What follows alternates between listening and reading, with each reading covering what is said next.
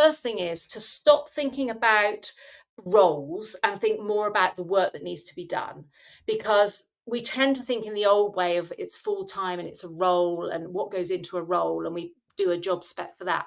Instead, I think the business owner needs to think about what's the work that I need doing in my organization and where do I want to get to. So start with the end in mind. What's driving these people? Why did they get in their business in the first place?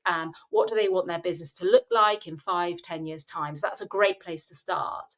And then I think make sure that once they've got the sort of work set out that they think is required, is to then select a fractional C-suite leader.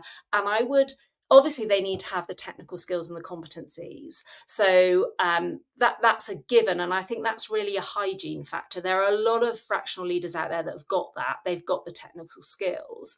The issue, I think, for most business owners is to make sure they find the person that's a cultural match. And I would go heavy on the cultural match, actually, because ultimately, to add full value, these leaders need to be there for a long time, albeit their level of engagement can go up and down depending on what needs to be done. But they need to be there for the long term to go the full journey. And if you want, if you're going to be spending a long time with these people, you need to get along with them. That is the most important thing. And then to make it really work, once you've got the person in place, is about communication.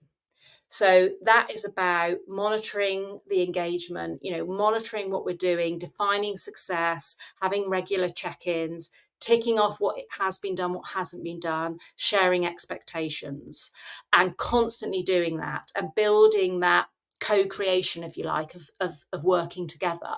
And I think if you do that well, then you stand a very good chance of getting success.